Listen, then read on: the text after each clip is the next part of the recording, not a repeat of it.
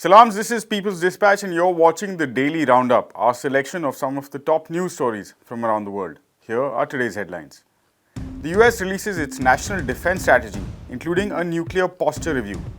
Haitians reiterate the rejection of foreign intervention on their soil, especially from the US and Canada. British Columbia's government has decided not to support the indigenous-led bid for the 2030 Winter Olympics, and former FARC leader Rodrigo Granda given amnesty in Colombia.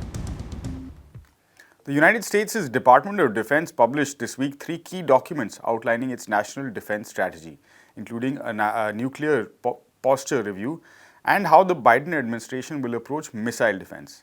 The reports have been released at a critical time and make public how Biden will approach the pursuit of US national interests around the world.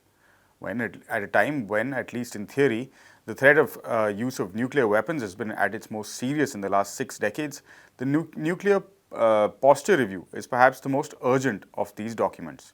Its public version was released after a 7-month delay. The Biden document, or at least what we can learn from the 80-page public version, not only keeps the world on a path of increasing nuclear risk, in many ways it leads us further in that direction.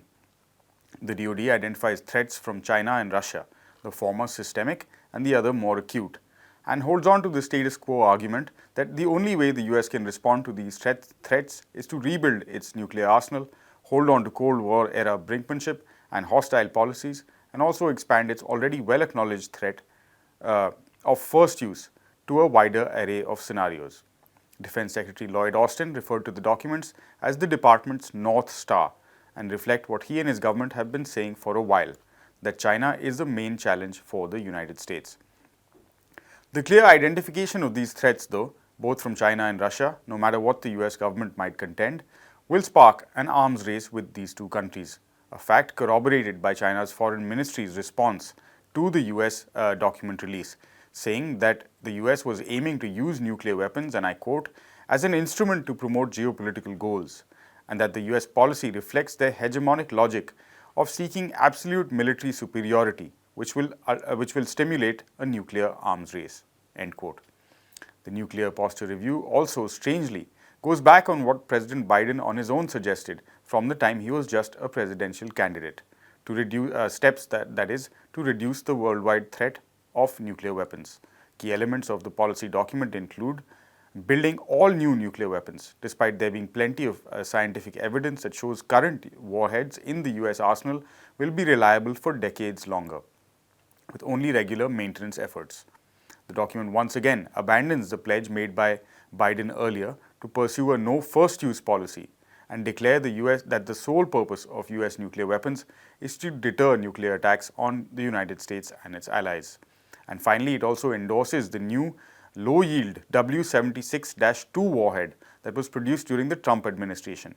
In 2020, the Democratic Party called this warhead unnecessary, wasteful, and indefensible. On Thursday, the 27th of October, once again, thousands hit the streets in various parts of Haiti, demanding that Ariel Henry step down from the government and that the international community stay out of Haitian affairs. For over 2 months, hundreds of thousands, in fact, in Haiti have been taking to the streets across the country, demanding the resignation of the US-backed de facto president, as well as his administration. The demands include a concrete response to the emergencies that people of Haiti are facing, which include growing food insecurity, rampant inflation, and severe fuel shortages. Haitians have demanded that the government and the ruling far-right Haitian Tête Kale party, the PHTK, withdraw the suffocating increase of almost 130% on fuel prices. This has been implemented at the request of the International Monetary Fund. They also demand that the international community respect Haiti's sovereignty and their right to self-determination and cease supporting Henry's illegitimate government and stop interfering in the country's internal affairs. Since October 10, the protests in the country have intensified, especially after Henry's request to the UN for international military assistance to fight criminal gangs. Many claim this request is just a disguise for Henry's efforts to remain in power. Citizens, civil society organizations, and left-wing opposition parties have rejected these requests, pointing that previous foreign military interventions did not solve Haiti's issues but deepened the crises in the country.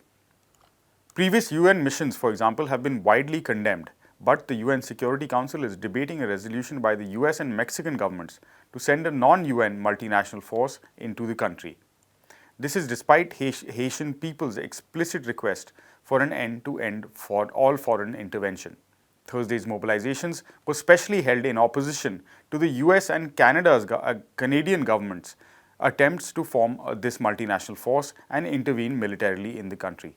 Since the 90s, the international community, particularly the US, the UN, the OAS, and the Core Group, have been constantly active in Haiti's internal politics. Haitians hold the UN as well as the United States responsible for their dire circumstances today.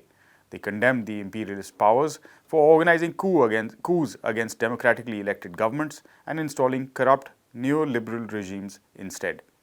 Moving on to our third story, representatives from 4 of Canada's prominent First Nations have denounced the government of British Columbia's decision not to support the Indigenous-led bid for the 2030 Winter Olympic and Paralympic Games, and for making the decision without consultation with the First Nations. In conjunction with the Canadian Olympic and Paralympic committees, the 4 nations held a discussion on the decision in Vancouver, the capital of the province of British Columbia, which was planned to be the focal point also of the bid and previously hosted the Winter Games in 2010. At the opening ceremony then, Indigenous cultures were prominently represented. But this is not a dialogue that has continued, it seems, since then between the Olympic movement and the government of British Columbia. The government on its hand claims to have reviewed the bid for over a year, and while the decision itself was not a problem, it's the lack of dialogue that the First Nations claimed is damaging the relationship. Chief John Thomas was quoted as saying, "This has taken us 10 steps backwards in terms of reconciliation," while also telling the government to step up if it wants to build trust. British Columbia's Minister of Tourism, Arts, Culture and Sport, Lisa Baer, released a statement saying that the province is declining to support the bid and stating that billions of dollars in direct costs and indemnity liability risks could not be taken by the government. Despite the financial fears, though, the Canadian Olympic Committee President Tricia Smith claimed that the bid team was only asking the government for around 17% of the overall funding needed to host the mega event. The Canadian Olympic Committee said, I quote, "We are disappointed to hear that the government of British Columbia has declined to support the Indigenous-led efforts to bring an Olympic and Paralympic Winter Games back to Canada." And finally, also this past week, Colombia's Special Jurisdiction for Peace, known as the JEP, granted amnesty to Rodrigo Granda, a former leader of the demobilized Revolutionary Armed Forces of Colombia People's Army, or the FARC-EP.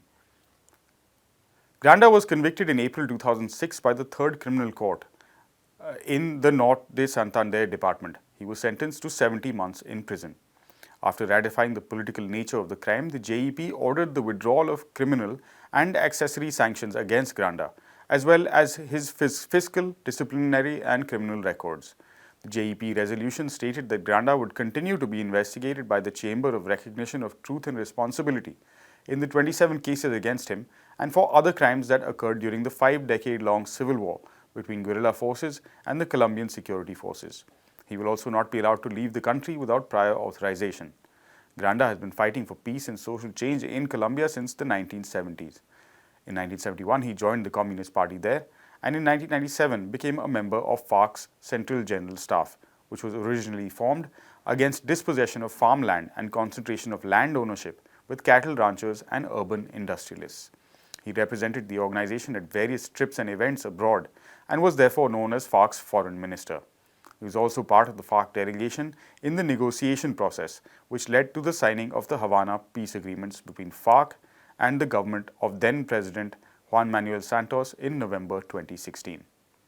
That's a wrap on today's episode of the Daily Roundup. For more of these stories, as always, we ask you to visit our website, peoplesdispatch.org, and don't forget to follow us on Twitter, Instagram, and Facebook. Thank you for watching. Goodbye.